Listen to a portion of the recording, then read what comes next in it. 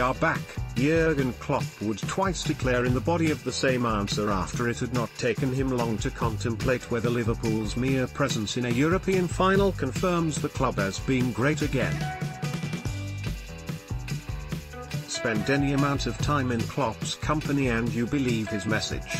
Even the zaniest conspiracy theorist on social media would find it hard not to trust him. Listen to Liverpool's players when they speak about the atmosphere between them and you appreciate quickly that Klopp's personality and values are now central to their own. Even though John W. Henry's comments about standards in La Liga might be true, timing is everything. Liverpool have made enormous strides, but under Klopp they have won nothing yet. With Real Madrid standing in front of them, Henry's words act as a reminder. It's a good job he appointed Klopp to the task of sorting out his club, because the German is still one of only a few people involved in genuinely key decision-making positions who really knows about the potential dangers of reactions from rivals.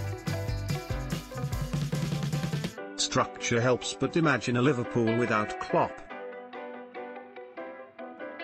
He has inspired what seemed impossible last August when Liverpool had to qualify for a competition they are now one game away from winning.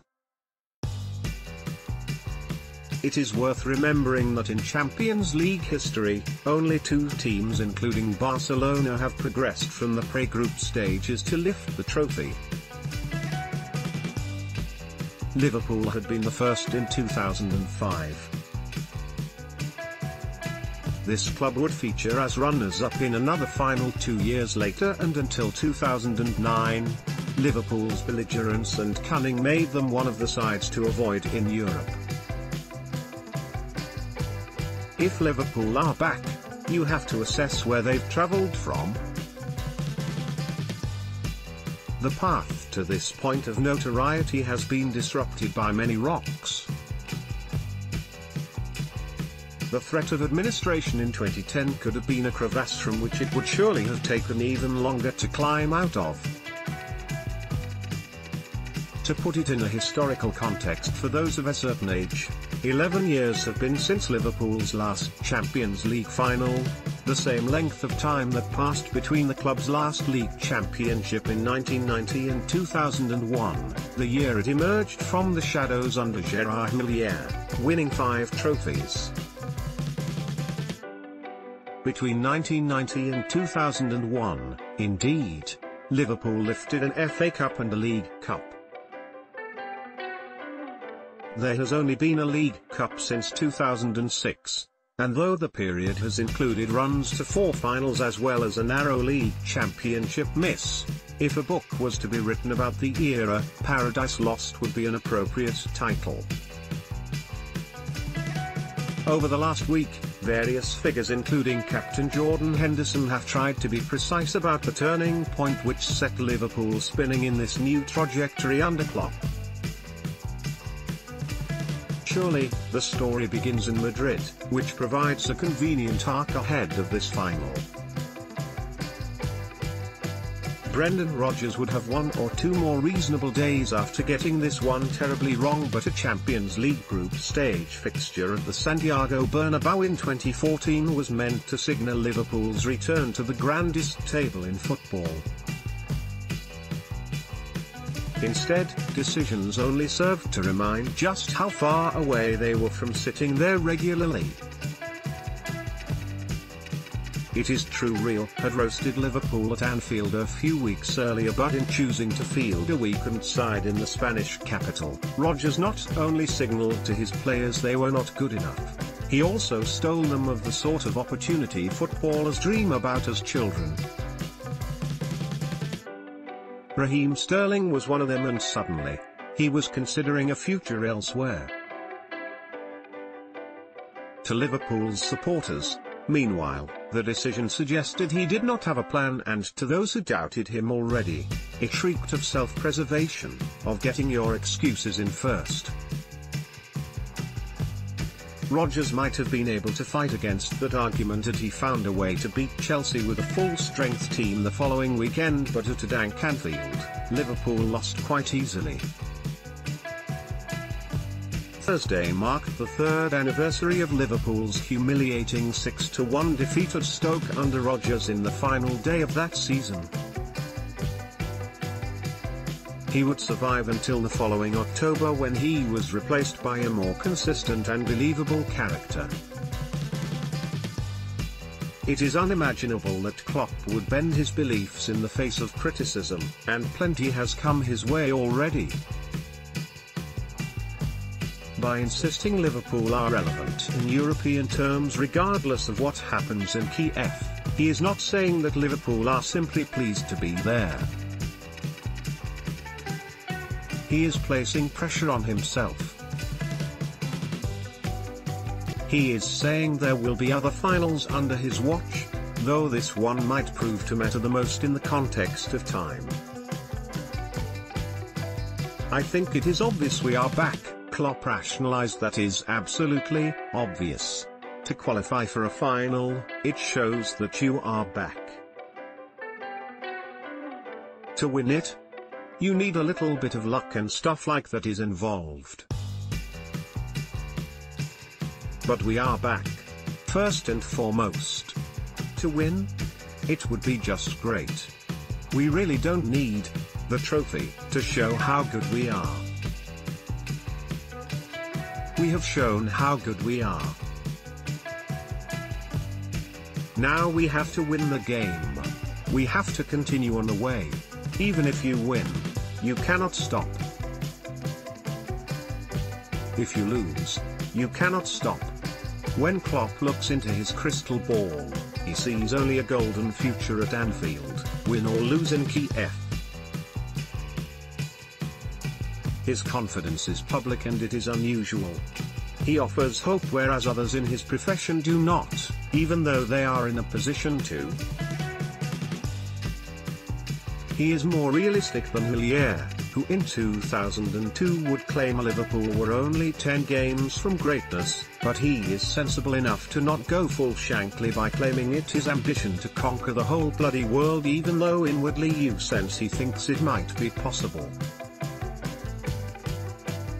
Yes, 100%, Klopp responded when asked again about the final representing the start of something special. We feel in a good place. Not in a place to rest or whatever. No. Not at all. This is really a good place to use. We spoke about the base before the season, and I think apart from a few moments that were not brilliant, the boys have been brilliant to get us into the situation we are in now.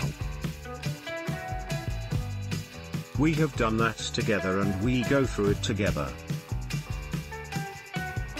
We don't have to think about a draw too much or if we lose 1-0, but it will be okay.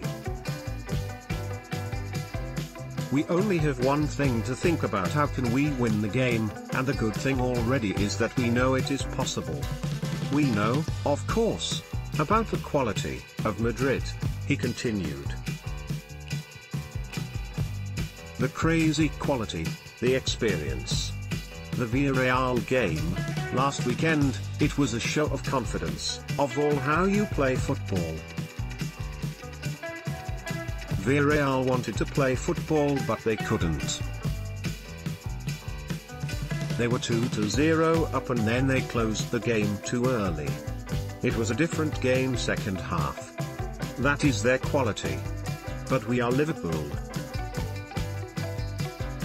And that is what we will really live in that moment.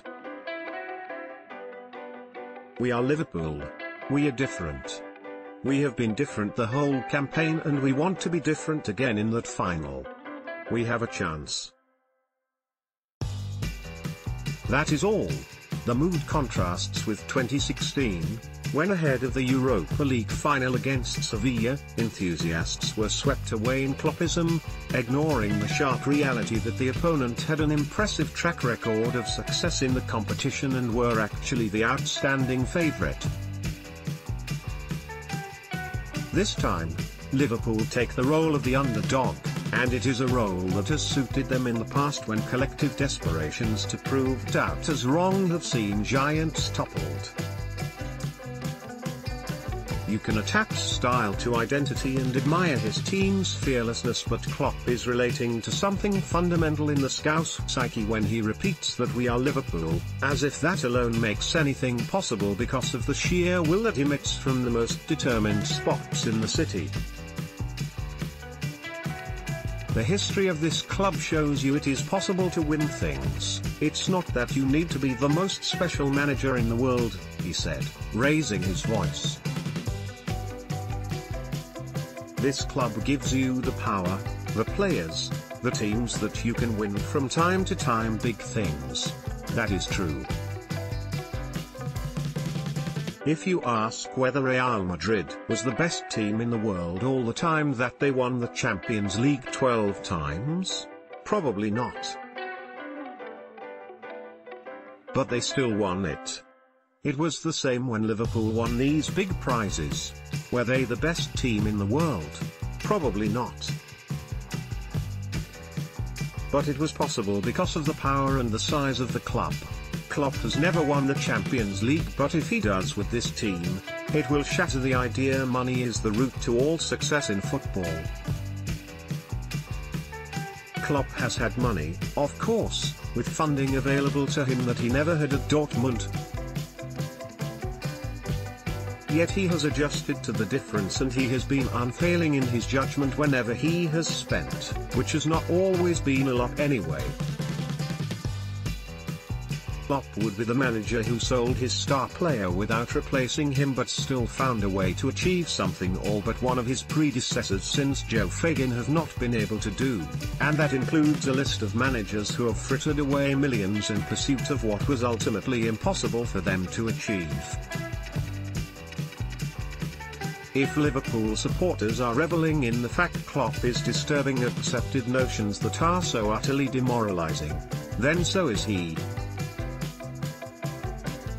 He would describe what it has been like for him this season, and the pleasure he has taken in seeing the reactions to his team's performances. The home games were like, wow, what's that? It was kind of a new level in the Champions League.